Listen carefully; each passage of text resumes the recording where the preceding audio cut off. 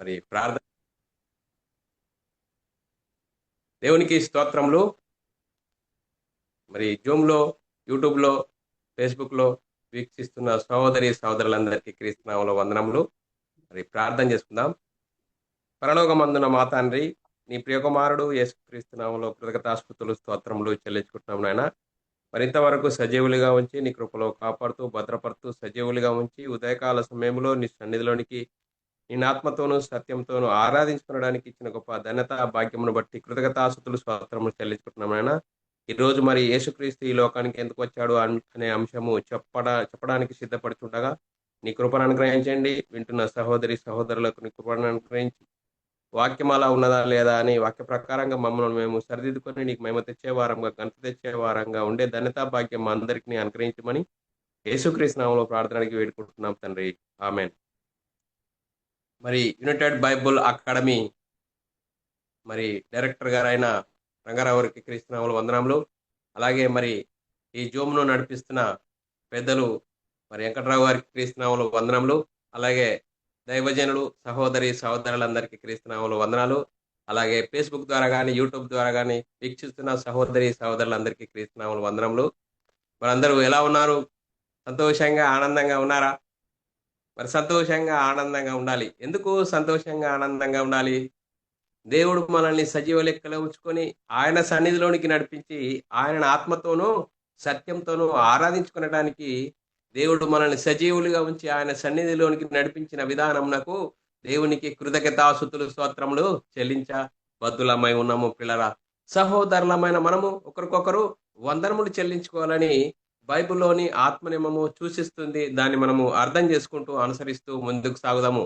పిల్లరా, మరి ఈరోజు సంఘంగాను సమాజంగాను కూడుకొని మరి చాలా అద్భుతమైన అంశము నేర్చుకుందాం పిల్లరా. ఈరోజు అంశము యేసుక్రీస్తు ఈ లోకానికి ఎందుకు వచ్చాడు. పిల్లరా, ఈరోజు సంఘంగా కూడుకున్న మనము ఈరోజు అంశము యేసుక్రీస్తు ఈ లోకానికి ఎందుకు వచ్చాడు అనే అంశము నేర్చుకుందాం పిల్లరా. మరి ఈ అంశమును ఎందుకు నేర్చుకోవాలి? మరి యేసుక్రీస్తు ఎక్కడ ఉండేవాడు? మరి యేసుక్రీస్తు ఈ లోకానికి ఎందుకు వచ్చాడు అంటున్నాం కదా. మరి యేసుక్రీస్తు ఎక్కడ ఉండేవాడు అంటే యేసుక్రీస్తు పరలోకంలో దేవునితో దేవునితో దేవుని కుడి పార్శ్వమున ఉన్నవాడు. మరి ఈ లోకానికి ఎందుకు వచ్చాడు? అత్యవసరం ఏంటి మరి? చూడండి పిల్ల, ఉదాహరణకు మనం ఒక మాట చెప్పుకోవాలనుకుంటే రాష్ట్రపతి ఎక్కడ ఉంటాడండి? ఢిల్లీలో ఉంటాడండి. ఆ రాష్ట్రపతి హైదరాబాద్కి రావాలంటే అవసరమైన పని ఉంటేనే మరి రాష్ట్రపతి ఢిల్లీ నుంచి హైదరాబాద్కి వస్తాడండి. ఎందుకంటే ఏదో ఒక కార్యక్రమాన్ని చేయడానికి రాష్ట్రపతి రావాలి. రాష్ట్రపతి అక్కడ మరి మరి ఓపెన్ చేయడానికి వీలుగా ఉంటుంది. కాబట్టి రాష్ట్రపతి అవసరమైతేనే రాష్ట్రపతి హైదరాబాద్కి వస్తాడు. మరి హైదరాబాద్కి రావడానికి రాష్ట్రపతికి ఎన్నో మరి మరి ఇంటెలిజెంట్ వర్గాలు, అక్కడ వసతులు ఎలా ఉన్నాయి, పరిస్థితులు ఎలా ఉన్నాయని ఎన్నో ఇంటెలిజెంట్ వర్గాలు అన్ని నిఘా వర్గాల ద్వారా ఆ సమాచారము మీరు అక్కడికి వెళ్ళాలి అని అన్నప్పుడు రాష్ట్రపతి హైదరాబాద్కి వస్తాడండి. మరి ఇప్పుడు ఇక్కడ యేసుక్రీస్తు ఈ లోకానికి ఎందుకు వచ్చాడు అంటే యేసుక్రీస్తు ఎక్కడ ఉండేవాడండి? యేసుక్రీస్తు పరలోకంలో దేవునితో ఉండేవాడు. ఆ ఉండే యేసుక్రీస్తు ఈ లోకానికి రావలసిన అవసరం ఏంటంటే యేసుక్రీస్తు రావడానికి చాలా ప్రాముఖ్యం ఉన్నది, అత్యవసరమైన పరిస్థితి ఉన్నది. ఎందుకో ఏ ఒక్కరు నీతిమంతులు లేరు, అందరూ నిత్య నాశనానికి వెళ్ళిపోతున్నారు. దేవుని సంకల్పమును బట్టి అందరూ అంతటా మారు మనసు పొందాలి. చూడండి పిల్లరా, దేవుని చిత్తమేంటి? మరి అందరూ అంతటా మారు మనసు పొందాలి. కానీ ఏ ఒక్కరు దేవుడు అనుగ్రహించు మహిమను పొందలేకపోతున్నారు. అందరూ పాపము చేసి దేవుడు అనుగ్రహించి మహిమను పొందలేకపోతున్నారు. కాబట్టి యేసుక్రీస్తు పరలోకంలో ఉన్న యేసుక్రీస్తు ఈ లోకానికి వచ్చాడు. ఎలా వచ్చాడు? పరలోకంలో దేవునితో సమానుడుగా ఉన్న ఆయన ఈ లోకానికి ఎలా వచ్చాడు? కన్య మరియ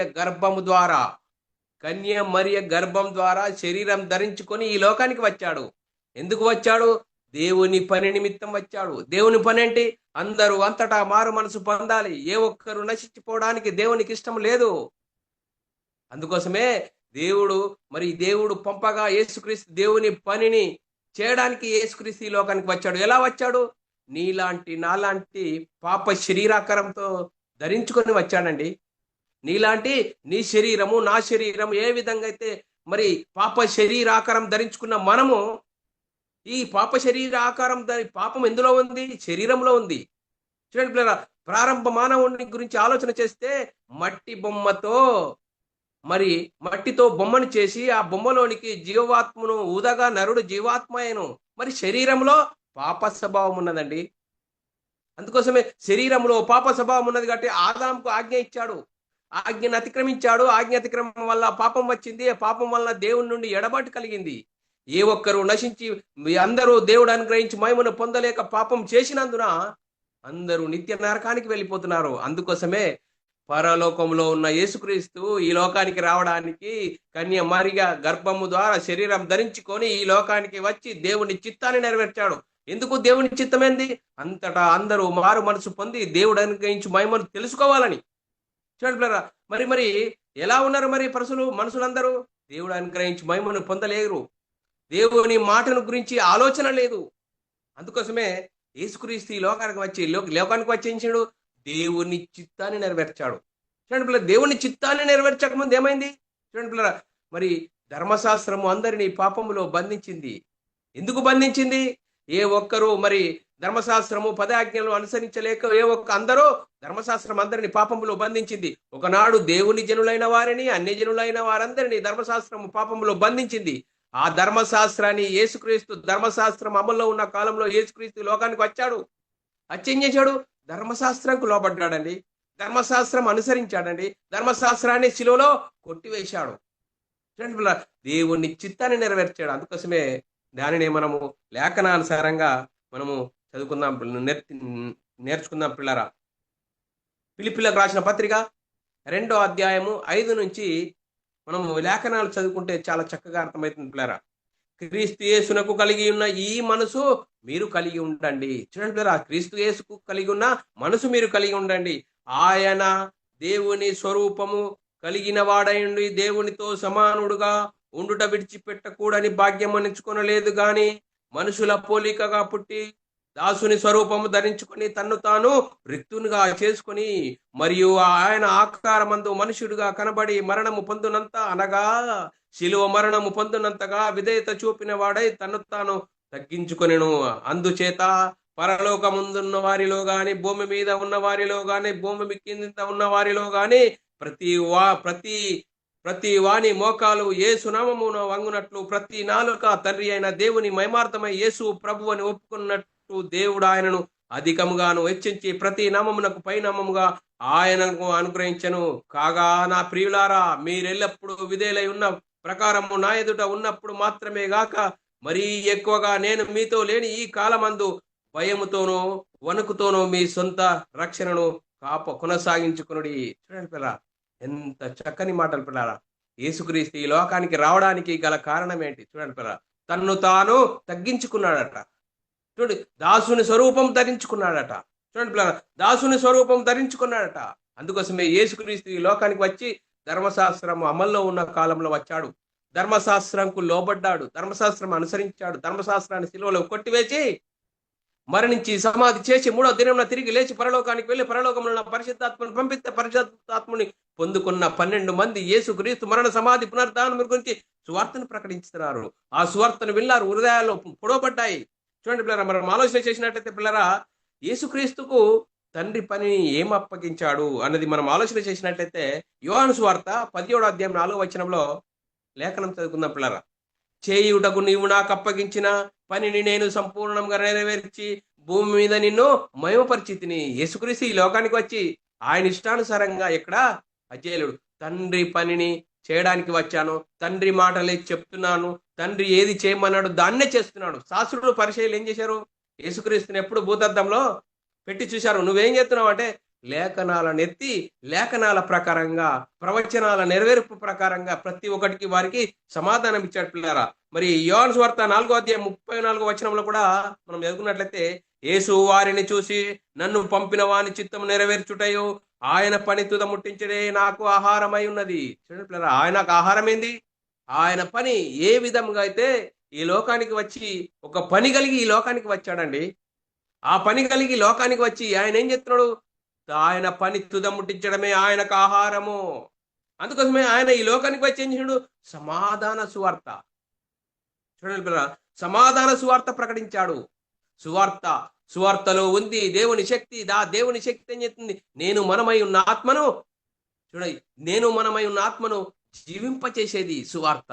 చూడండి పిల్లరా, మనం లేఖనం చదువుతుంది పిల్లరా, అపొస్తలుల కార్యము 10వ వచనము, యేసు క్రీస్తు అందరికీ ప్రభువు, ఆయన ద్వారా దేవుడు సమాధాన సువార్తను ప్రకటించి ఇజ్రాయేలీలకు పంపిన వర్తమానం మీరెరుగుదురు.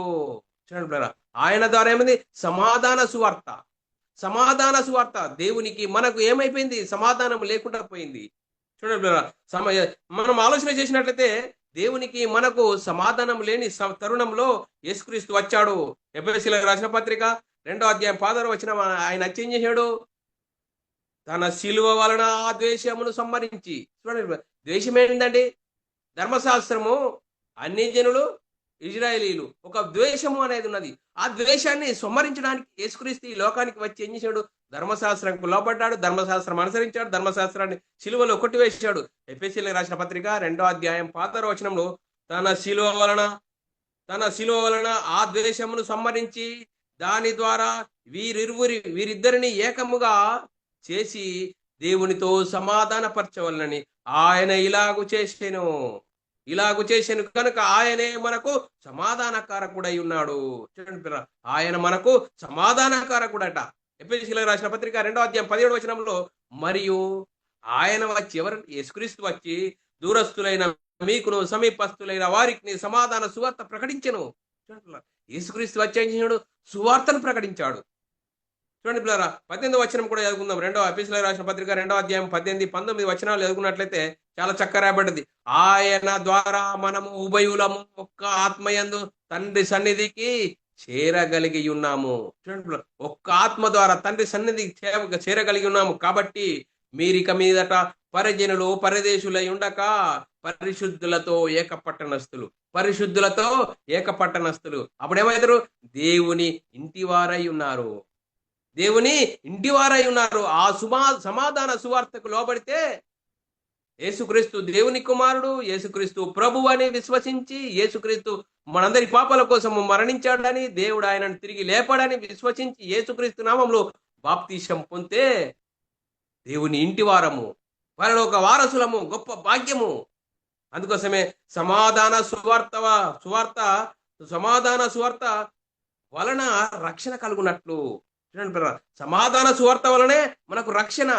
అందుకోసమే ఎబ్రీయులకు రాసిన పత్రికలో రాయబడ్డది 2వ అధ్యాయం 3వ వచనంలో, ఇంత గొప్ప రక్షణను మనము నిర్లక్ష్యం చేసిన ఎడల ఎలాగూ తప్పించుకుందుమో అట్టి రక్షణ ప్రభు బోధించుటైతే ఆరంభమైంది. చూడండి, ఇంత గొప్ప రక్షణ మనము నిర్లక్ష్యం చేసిన ఎడల ఎలాగూ తప్పించుకుందము.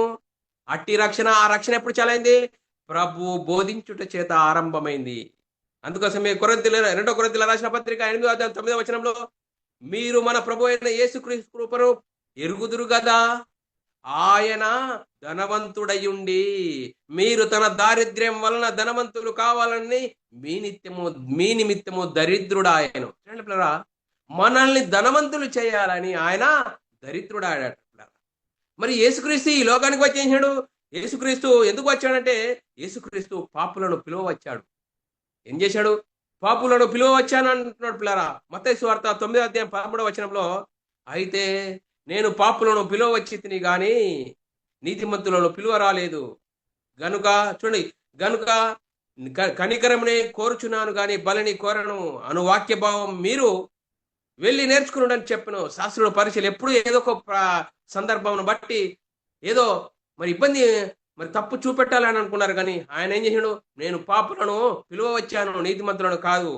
అందుకోసమే దేవుని రాజ్య సువార్త యేసుక్రీస్తు మరి ప్రకటించాడు, ఈ లోకానికి వచ్చాడు. దేవుని రాజ్య సువార్త లూకాసు వార్త 4వ అధ్యాయం 43వ వచనంలో, నేను ఇతర పట్టణంలోనికి దేవుని రాజ్య సువార్తను ప్రకటింపవాలని ఇందు నిమిత్తమే కదా నేను పంపబడినని వారితో చెప్పాను. శిష్యులతో చెప్తున్నాడు, నేను ఎందుకు వచ్చాను? రాజ్య సువార్త, దేవుని రాజ్య సువార్తను ప్రకటించడానికే ఇందు నిమిత్తమే వచ్చాను. చూడండి బ్రదర్, యేసుక్రీస్తు 33.5 సంవత్సరాలు సమయాన్ని వృధా చేయకుండా దేవుని పని, దేవుని ఆలోచన, దేవుని తలంపులతో ఎప్పుడు మరి ఏం చేయాలి, ప్రణాళిక రేపేం చేయాలి అని అనుకుంటున్నాడు బ్రదర్. మరి ఆ యేసుక్రీస్తు ఏం చేసిండు? సత్యమును గురించి చెప్పడానికి వచ్చాడు, సత్యమును గురించి సాక్ష్యం ఇచ్చుటకి వచ్చాడు. యూదులు మరి చూడండి బ్రదర్, మరి మనం ఆలోచన చేసినట్లయితే యేసుక్రీస్తును మరి పట్టుకున్న వారు ఏం చేశారు? పిలాతు ఏం చెప్తారు? నువ్వు రాజువా అంటే, అవును నేను రాజునే అని చెప్తున్నాడు పిల్లరా. యోహాను సువార్త 18:37 అందుకు పిలాతు నీవు రాజువా అని ఆయనను అడగగా ఆ యేసు నీవన్నట్టే నేను రాజునే. ఏంటి రాజునంటే? రాజు అంటే రాజు మరి ఏంటి నీ కుర్చేది అని అని ఈరోజు అంటున్నారు. కుర్చేది నీ అధికారం ఏది? కాదు, యేసుక్రీస్తు ఏమంటాడు? సత్యమును గురించి సాక్ష్యం ఇచ్చుటకు నేను పుట్టి తిని, ఇందు నిమిత్తమే ఈ లోకమునకు వచ్చి తిని. ఎందుకు వచ్చాడు? సత్యమును గురించి సాక్ష్యం ఇచ్చుటకే ఈ లోకానికి వచ్చి తిని. సత్య సంబంధి అయిన ప్రతి వాడు నా మాట వినును. సత్య సంబంధి అయిన వాడు ప్రతి వాడు నా మాట వినును. అందుకోసమే యేసుక్రీస్తు ఈ లోకానికి ఎందుకు వచ్చాడంటే, పాపులను రక్షించుటకు యేసుక్రీస్తు ఈ లోకానికి వచ్చాడు. యేసుక్రీస్తు ఈ లోకానికి రావడానికి గల కారణము, అత్యవసరం ఏంటి? పాపులు పాపంతో పెచ్చిమిరిపోయింది. ఏ ఒక్కరు దేవుని మాట, దేవుని ఊసే మాట్లాడట్లేదు. అందుకోసమే యేసుక్రీస్తు పాపులను రక్షించుటకు యేసుక్రీస్తు ఈ లోకానికి వచ్చాడు. మొదటి తిమోతి రాసిన పత్రిక 1:15 రాయబడిన మాట, పాపులను రక్షించుటకు క్రీస్తు యేసు లోకమునకు వచ్చెనను వాక్యము నమ్మదగినది, పూర్ణాంగీకారమునకు యోగ్యమునై ఉన్నది, అట్టి వారిలో నేను ప్రధానుడు. పాపులను పిలువవచ్చానంటున్నాడు. పాపులను రక్షించుటకు యేసుక్రీస్తు ఈ లోకానికి వచ్చాడు. మరి యేసుక్రీస్తు ఈ లోకానికి ఎందుకు వచ్చాడు ఇంకా మనం ప్రశ్నించుకున్నట్లయితే, అపవాది క్రియలు లయపరచడానికి. అపవాది క్రియలు ఏంటంటే, అపవాదికి పరలోకం దక్కలేదండి. చూడండి, వాడు ఏం చేశాడు? దేవుని కంటే తను తాను హెచ్చించుకున్నాడు. మరి ఏం చేశాడు? దేవుడు మరి పాతాళంలో వాడిని బంధించాడు. వాడికి కొంచెం సమయము విడిచిపెట్టబడ్డాడు. విడిచిపెట్టబడ్డ తర్వాత ఏం చేసిండు? వాడు ఎవరిని మింగుదునా అని వారు గర్జించు సింహం వల్లే తిరుగుతున్నాడు. వాడి క్రియలేంది? వాడికి దక్కని ఇంకెవరికి దక్కకూడదు. వాడికి దక్కని పరలోకం ఇంకొకరికి దక్కకూడదు. ఎవరికి దక్కకూడదు? దేవుని పిల్లలమైన మనకు దక్కకూడదు. అందుకోసమే వాక్యాన్ని కలిపి చెరిపి, వాక్యాన్ని ఏం చేస్తున్నాడు? కలిపి చెరిపి, దాని తండ్రి అయిన దేవుడు ఎవరో తెలియదు, యేసుక్రీస్తు ఎవరో తెలియదు, పరిశుద్ధాత్ముడు ఎవరో తెలియదు. ఇవన్నీ తెలియకూడదు. నువ్వు క్రైస్తవుడవే, సంఘానికి వెళ్ళు, కానుక వేయి, పాట పాడు. వాక్యం అయ్యగారు చెప్తారు, నువ్వు విను. చాలా మంచిగా చెప్పారు అని చెప్తున్నావు. ఏం వాక్యం చెప్పారు? ఏం నేర్చుకున్నావు? చూడండి, యేసుక్రీస్తు ఎవరు, ఎందుకు వచ్చాడు, ఏం చేశాడు అది తెలుసుకో. అది తెలుసుకుంటేనే, అది తెలియకూడదు. కాబట్టి అపవాది క్రియలు లయపరచడానికి యేసుక్రీస్తు లోకానికి వచ్చాడు.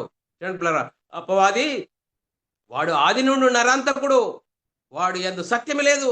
వాడు అబద్ధమాడున్నప్పుడు తన స్వభావం అనుసరించే మాటలాడును. అందుకోసమే పరలోకము వాడికి దక్కలేదు. కాబట్టి దేవుని పిల్లలమైన మనకు దక్కకూడదు. అందుకోసమే వాక్యాన్ని కలిపి చెరుపుతున్నాడు. తండ్రి అయిన దేవుడే యేసుక్రీస్తుగా వచ్చాడు, యేసుక్రీస్తే పరిశుద్ధాత్ముడుగా వచ్చాడు. చూడండి, ఇంత భయంకరమైన పరిస్థితిలో క్రైస్తవ్యము కొట్టుమిట్టాడుతున్నది అంటే, తండ్రి ఎవరో తెలకూడదు, యేసుక్రీస్తు ఎవరో తెలియకూడదు, పరిశుద్ధాత్ముడు ఎవరో తెలకూడదు. తండ్రి అయిన దేవుడే యేసుక్రీస్తుగా వచ్చాడు, యేసుక్రీస్తు పరిశుద్ధాత్ముడుగా వచ్చాడని గలిబిలి చేసి చూడండి, చూస్తే క్రైస్తవ్యం బాగా ఉన్నట్లుగా కనపడుతుంది. కానీ వాక్యం విలువలు ఎవరి దగ్గర లేవు.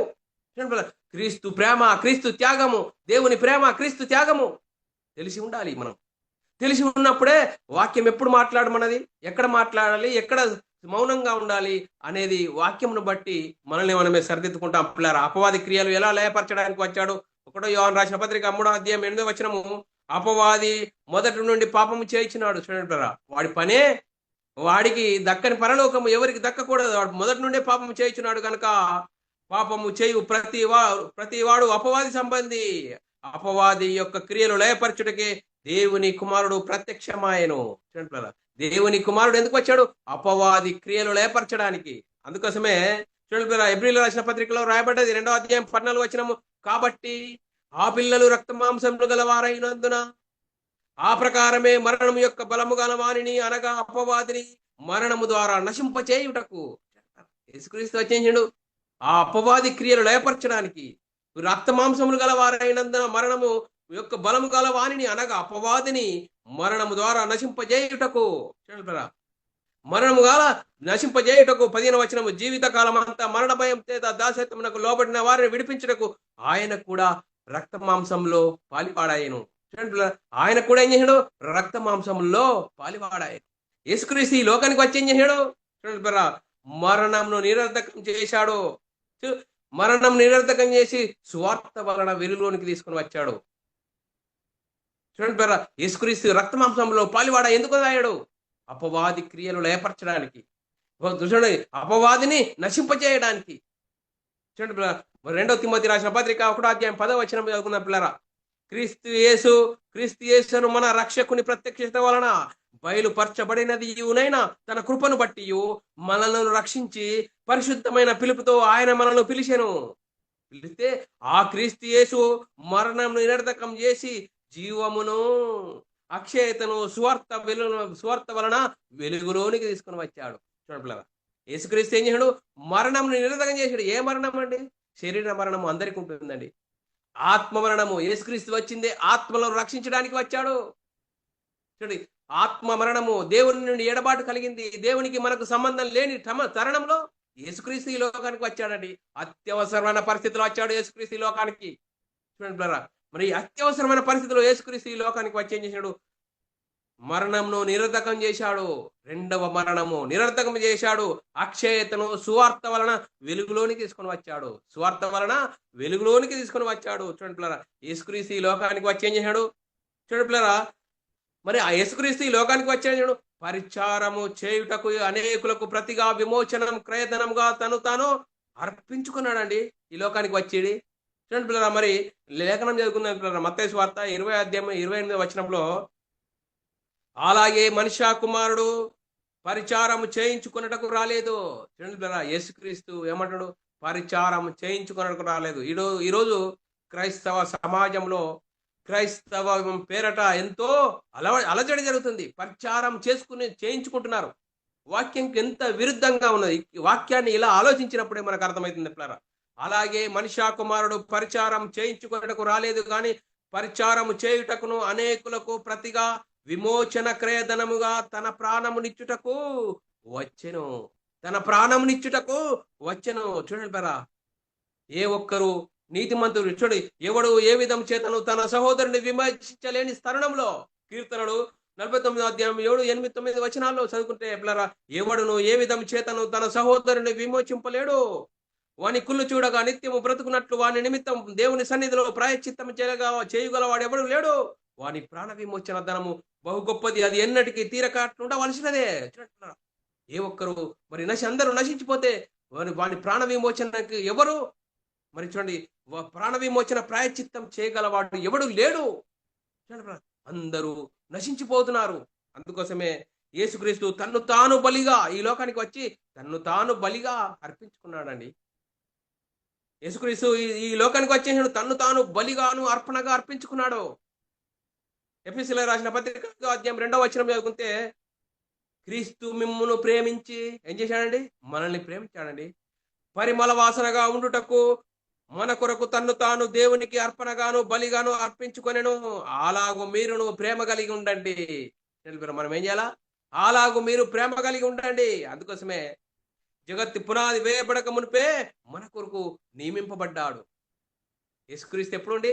జగత్తు పునాది వేయబడక మునుపుకే మన కొరకు నియమింపబడ్డాడని లేఖనం చెప్తుంది. 1 పేతురు రాసిన పత్రిక 1వ అధ్యాయము 20వ వచనంలో, ఆయన జగత్తు పునాది వేయబడక మునిపే నియమింపబడెను గాని తన్ను మృతులలో నుండి లేపి తన మహిమనిచ్చిన దేవుని ఎడల తన ద్వారా విశ్వాసులైన మీ నిమిత్తము కడవరి కాలమందు ఆయన ప్రత్యక్షపరచబడెను. కాగా మీ విశ్వాసమును నిరీక్షణయు దేవుని యందు ఉంచబడి ఉన్నది. జగత్తు పునాది వేయబడక మునిపే నియమింపడ్డాడు. ఆయన ద్వారా ఆయన ద్వారా మనము జీవించినట్లు ఆయన పంపబడెను. ఆయన ద్వారా మనం జీవింపబడాలి అంటే 1వ యోహాను రాసిన పత్రిక 4వ అధ్యాయం 9వ వచనంలో రాయబడిన లేఖనం చదువుకున్నట్లయితే, మనము ఆయన ద్వారా జీవించున్నట్లు. ఎవరి ద్వారా? యేసుక్రీస్తు వచ్చి ఆ గొప్ప పుణ్యకార్యం చేసి, ఆ పుణ్యకార్యం ద్వారా మనము యేసుక్రీస్తు ఎవరో, యేసుక్రీస్తు దేవుని కుమారుడు, యేసుక్రీస్తు ప్రభు అని విశ్వసించి యేసుక్రీస్తు నామములో బాప్తిసం పొంది ఆయన ద్వారా జీవించున్నట్లు దేవుడు తన అద్వితీయ కుమారుని ఈ లోకంలోనికి పంపెను. దీని వలన దేవుడు మన యందుంచిన ప్రేమ ప్రత్యక్షమాయను. దేవుని యందు ప్రేమ ప్రత్యక్షమాయను. ఎవరండి దేవుని ప్రేమ? యేసుక్రీస్తు అండి. యేసుక్రీస్తు వచ్చి దేవుని ప్రేమను ప్రత్యక్షపరచాడండి. చూడండి, దేవుని ప్రేమను ప్రత్యక్షపరిచాడు. 10వ వచనం కూడా చదువుకుందాం పిల్లరా. మనము దేవుణ్ణి ప్రేమించితిమని కాదు. చూడండి, మనము దేవుని ప్రేమించమనా? కాదండి. తానే మనల్ని ప్రేమించి మన పాపముల నిమిత్తకు మన పాపములకు ప్రాయశ్చిత్తం అవుటకు తన కుమారుని పంపెను. ఇందులో ప్రేమ ఉన్నది. ఇందులో ప్రేమ ఉన్నది. చూడండి పిల్లరా, దేవుణ్ణి మనం ప్రేమించలేదు. దేవుడే మనల్ని ప్రేమించాడు. తానే మనల్ని ప్రేమించి మన పాపములకు ప్రాయశ్చిత్తం అవుటకు తన కుమారుని పంపెను. ఆ కుమారుడు ఎలా వచ్చాడండి? దేవుడు తన సొంత కుమారుడు పాప శరీరాకారంతో ఈ లోకానికి వచ్చాడని లేఖనం చెప్తుంది. రోమిలో రాసిన పత్రిక 8వ అధ్యాయం 4వ వచనం. యేసుక్రీస్తు ఈ లోకానికి ఎలా వచ్చాడు? పాప శరీరాకారం, నీలాంటి నాలాంటి శరీరంతో వచ్చాడు. చూడండి పిల్లరా, దేవుడు తన రోమిలో రాసిన పత్రిక 8వ అధ్యాయం 4వ వచనంలో దేవుడు తన సొంత కుమారుని పాప శరీరాకారంతో పంపి ఆయన యందు శరీరమందు పాపమునకు శిక్ష విధించెను. చూడండి పిల్లరా, యేసుక్రీస్తు ఈ లోకానికి ఎందుకు వచ్చాడండి? పని లేక వచ్చాడా? యేసుక్రీస్తు పేరు చెప్పుకొని ఈ లోకంలో అన్ని సర్వ సుఖాలు అనుభవించాలనా? సర్వ సంపదలు సంపాదించుకోవాలనా? అది కాదు. లేఖనం అలా చెప్పట్లేదు. యేసుక్రీస్తు అత్యవసరమైన పరిస్థితిలో కాలము పరిపూర్ణమైనప్పుడు దేవుడు తన సొంత కుమారుని పంపాడు. ఆయన పాప శరీరాకారంతో ఈ లోకానికి వచ్చాడు. వచ్చి ఏం చేశాడు? అందరూ ధర్మశాస్త్రం అందరినీ పాపంలో బంధించి ఉండగా అందరిని విరిపించడానికి, అందరి పాపాలను తీసివేయడానికి, అందరిని నీతిమంతులు చేయడానికి యేసుక్రీస్తు ఈ లోకానికి వచ్చాడండి. అందుకోసమే పిల్లారా, క్రీస్తు ప్రేమ నుండి మనల్ని ఎడబాపువాడు ఎవడు? చూడండి పిల్లరా, క్రీస్తు ప్రేమను తెలుసుకుంటే మనల్ని ఎడబాపువాడు ఎవడు అంటున్నాడు పిల్లారా. చూడండి పిల్లారా, రోమిలో రాసిన పత్రిక 8వ అధ్యాయం 30వ వచనం. క్రీస్తు పౌలు గారు ఎంత అద్భుతంగా చెప్తున్నాడండి. క్రీస్తు ప్రేమ నుండి మనల్ని ఎడబాపు వాడేవాడు? శ్రమ అయినను, బాధ అయినను, హింస అయినను, కరువైనను, వస్త్రహీనత అయినను, ఉపద్రవమైనను, ఖడ్గమైనను మనల్ని ఎడబాపునా? పౌలు గారుకున్న ప్రేమ. పౌలు ఏమంటాడు? క్రీస్తు పోలి నేను నడుచుకున్న ప్రకారం మీరు నన్ను పోలి నడుచుకోండి. చూడండి పిల్లరా, క్రీస్తు ప్రేమను చెవి చూసిన వాడు ఆ ప్రేమను ధరించుకున్నా నీవు, క్రీస్తు ప్రేమను ధరించుకున్నా నీవు ఆ ప్రేమను చెప్పలేక ఉండలేవు. అందుకోసం అపొస్తలుడు ఏ నామం గురించి అనే చెప్పండి, ఏ సునామం గురించి చెప్పదంటే మేము కన్న వాటిని విన్న వాటిని చెప్పకుండా ఉండలేం. చూడండి వారు అపొస్తలులు ఏం చేశారు? మేము కన్న వాటిని విన్న వాటిని చెప్పకుండా ఉండలేం. చూడండి, క్రీస్తు ప్రేమ అద్భుతం, అమోఘం, ఆనందాన్ని కలిగించేది. చూడండి, అంత గొప్ప భాగ్యాన్ని మనకు అర్థం కాకుండా సాతాను వాడి క్రియలు లయపరుస్తున్నాడు. వాక్యాన్ని కలిపి చెరిపి తండ్రి అయిన దేవుడే యేసుక్రీస్తుగా వచ్చాడు, యేసుక్రీస్తే పరిశుద్ధాత్ముడుగా వచ్చాడు. ఇక నువ్వు ఈరోజు ఇప్పుడు డిసెంబర్ వస్తుంది, పండుగలు చేసుకో, యేసుక్రీస్తు ఏసయ్యాను, యేసుక్రీస్తు పుట్టాడను ఎన్న బస్. ఇక నువ్వు ఆ మాయలో ఉండవు బస్. శరీరము దానికి సంబంధమైన మాయలో ఉంటే వాక్యం అర్థం కాదు. మనోనేత్రాలు మూసుకపోతాయి. వాక్యం అర్థం కాదు. యేసుక్రీస్తు ఎందుకు వచ్చాడు, యేసుక్రీస్తు ఎవరు, దేవుడు ఎవరు, పరిశుద్ధాత్ముడు ఎవరు అని తెలుసుకోలేని భయంకరమైన పరిస్థితిలో ఉండే భయంకరమైన పరిస్థితి మనం ముంగటనే ఉన్నాం. అందుకోసమే లోక సంబంధమైన విషయాలలో మనం ఏం చేయాలా? ఈ లోక సంబంధమైన విషయాల కోసం యేసుక్రీస్తు నమ్ముకోకూడదని లేఖనం చెప్తుంది. ఈరోజు లోక సంబంధమైన వాటి, ప్రకృతి సంబంధమైన వాటి కోసం యేసుక్రీస్తు రండి, మీకు అన్ని కలుగుతాయి, సుఖాలు కలుగుతాయి అంటూ చెప్తున్నారు. ఎవరు వీళ్ళంతా? సాతాను సంబంధులు. వీళ్ళందరూ లోక సంబంధమైన వాటిని గురించి చెప్పేవారు ఎవరు? సాతాను సంబంధులు. వాడు తన వెలుగుదూత వేషం ధరించుకొని సంఘంలో వాడిని డంపు చేశాడు. అందుకోసమే లోక సంబంధమైన వాటి కోసము చెప్తున్నాడు. యేసుక్రీస్తు దగ్గర ఏం చెప్తాం? మీకు రోగమా, నొప్ప, ఏమీ లేదా, అన్ని కలుగుతాయని చెప్తున్నాడు. వాక్యం ఏం చెప్తుంది? ఈ వాక్యం వారికి తెలియదా? వాక్యం మీకు తెలియదా? 1 కొరింథీయుల రాసిన పత్రిక 15వ అధ్యాయం 19వ వచనం చాలా చక్కగా చెప్తున్నది. చెంప చెల్లుమంటున్నది వాక్యం. చెంప చెల్లుమంటుంది పిల్లరా. ఈ జీవితకాలం మట్టుకు మనము క్రీస్తునందు నిరీక్షించిన వారమైన ఎడల మనుషులందరికంటే దౌర్భాగ్యులు. చూడండి పిల్లరా, ఎంతమంది దౌర్భాగ్యులు ఉన్నారు ఇప్పుడు ఈ వాక్యంను బట్టి. ఏం చెప్తున్నావు? యేసుక్రీస్తు ఎవరు? యేసుక్రీస్తు ఈ లోకానికి ఎందుకు వచ్చాడు? ఎంత అవసరమైతే వచ్చాడు? ఏం చేశాడు? యేసుక్రీస్తు త్యాగం ఏంటి? ఆ త్యాగం చెప్పవా? యేసుక్రీస్తు మరణించాడు శిలువలో, నీకోసం నా కోసం రక్తం, చివరి రక్తము బొట్టు కార్చాడు. చూడండి బ్రదర్, ఆ రక్తము బొట్టును గురించి చెప్పవా? యేసుక్రీస్తు మరణం నిరర్ధకం చేసి జీవమును అక్షయతను సువార్త వలన వెలుగులోనికి తీసుకొచ్చిన ఆ సువార్త చెప్పవా? ఆ సువార్తలో ఉంది దేవుని శక్తి అయ్యా. ఆ దేవుని శక్తి ఏం చేస్తుంది? నేను మనమై ఉన్న ఆత్మను రక్షింపజేస్తుంది. ఆత్మలను రక్షించుటకు శక్తి గల వాక్యాన్ని ప్రకటించాలి. ఏం చెప్తున్నావు? శరీర సంబంధమైన 60, 70, 80 సంవత్సరాల కోసమే, కూటి జానడి పొట్ట కోసం, కూటి కోసం, కోటి విద్యలో మనిషి ప్రపంచమంతా కొట్లాడుతుంటే ఆ ప్రపంచంలో నువ్వు కుళ్ళు, మరి నువ్వు కూడా అందులోకే పోతున్నావా? పోతే సాతానుకు సిద్ధపరిచిన నరకం తప్పదు. సాతాను ఏం చెప్తున్నాడు? శరీరాశ, నేత్రాశ, జీవపు డంబాన్ని చూపెడుతున్నాడు వాడు. నువ్వు క్రైస్తవుడవే, నీకు తగ్గ పరలోకం ఎవరికి లేదు, పో. నీకు 100 సంఘాలు ఉండొచ్చు. ఏం చెప్తున్నావు నువ్వు? యేసుక్రీస్తు మరణ సమాధి పునరుద్ధానం గురించి ప్రకటించు. అందులో ఉంది దేవుని శక్తి. ఆ దేవుని శక్తి ఏం చేస్తుంది? నేను మనమై ఉన్న ఆత్మను రక్షింపజేస్తుంది. ఆత్మలను రక్షించే శక్తి గల వాక్యాన్ని ప్రకటించాలి. అపోస్తలులు ఏం చేశారు? యేసుక్రీస్తు మరణ సమాధి పునరుద్ధానం గురించి సువార్తను ప్రకటించారు. ఆ సువార్తలో ఉంది దేవుని శక్తి. దేవుని శక్తి ఏం చేస్తుంది? నేను మనమై ఉన్న ఆత్మను రక్షింపజేస్తుంది. అందుకోసమే యేసుక్రీస్తు ఈ లోకానికి ఎందుకు వచ్చాడు? పాపులను పిలువ వచ్చాడు. అపవాది క్రియలు లయపరచడానికి వచ్చాడు. అది చెప్పయ్యా. అది చెప్పకుండా లోక సంబంధమైన వాటిని గురించి చెప్తున్నావా? అది చెప్తే నువ్వెవరవో నిన్ను నువ్వే నిర్ధారించుకుంటున్నావు. లోక సంబంధమైన వాటిని గురించి చెప్తే 1 కొరింథీయుల రాసిన పత్రిక 15వ అధ్యాయం 19వ వచనం చాలా చక్కగా చెప్తున్నది. ఈ జీవితకాలం మట్టుకు, చూడండి ఎంత చక్కగా వాక్యం చెప్తుంది. ఈ జీవితకాలం మట్టుకు మనము క్రీస్తునందు నిరీక్షించిన వారమైన ఎడల మనుషులందరికంటే దౌర్భాగ్యమైనమంటున్నాడు. పిల్లరా, మనం దౌర్భాగ్యులం అవతందుకోసమే సంఘంలో వచ్చామా? ఎందుకు యేసుక్రీస్తు దౌర్భాగ్యులం అవడానికే సంఘంలో చేర్చబడ్డామా? క్రీస్తు సంఘంలో చేర్చబడ్డామా? ఎందుకు? ఏం చేస్తున్నాం? సాతాను ఏం చేస్తుంది చూడండి పిల్లరా, వాడి అపవాది క్రియలు ఏం చేస్తుంది?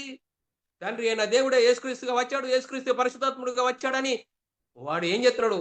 నువ్వు పో బస్, నువ్వే క్రైస్తవుడువో. చూడండి పిల్లరా, ఎంత భయంకరమైన పరిస్థితి పిల్లరా. ఆ భయంకరమైన పరిస్థితి నుంచి మనము బయటపడాలంటే ఆత్మను రక్షించే శక్తి గల వాక్యాన్ని ప్రకటించాలి. అపొస్తలులు ప్రవక్తలు వేసిన పునాది మేము కట్టబడాలి. అందుకోసమే పౌలు గారు ఏం చెప్తున్నాడు?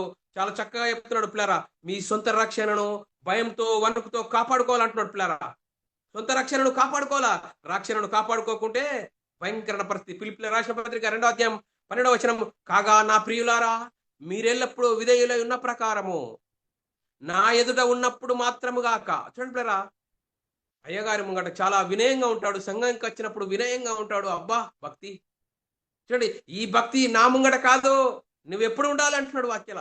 చూడు, నా ఎదుట ఉన్నప్పుడు మాత్రం కాక మరీ ఎక్కువగా నేను మీతో లేని కాలమందు భయముతోనూ వణుకుతోనూ మీ సొంత రక్షణను కాపాడుకోవాలా. రక్షణను దొంగిలించేవాడున్నాడు.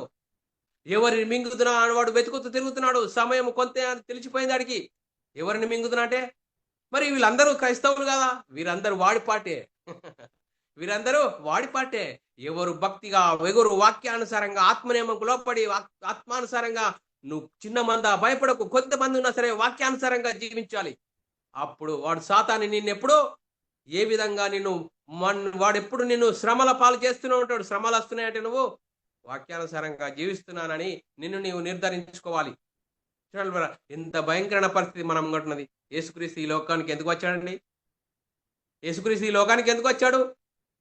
అందరినీ, ఏ ఒక్కరు నీతిమంతులు లేరు, దేవుడు అనుగ్రహించి మహిమను పొందలేని తరుణంలో యేసుక్రీస్తు తండ్రి పనిని నెరవేర్చడానికి వచ్చాడు. తండ్రి పని ఏంది? అందరూ అంతటా మారు మనసు పొందాలి. అందుకోసమే యేసుక్రీస్తు ఈ లోకానికి వచ్చి తండ్రి పనిని నెరవేర్చాడు. ధర్మశాస్త్రం అందరినీ, పాపంలో బందీలుగా ఉన్నవారిని విడిపించడానికి యేసుక్రీస్తు ఈ లోకానికి ఎప్పుడు వచ్చాడండి? ధర్మశాస్త్రం అమ్మలో ఉన్న కాలంలో వచ్చాడు. ధర్మశాస్త్రానికి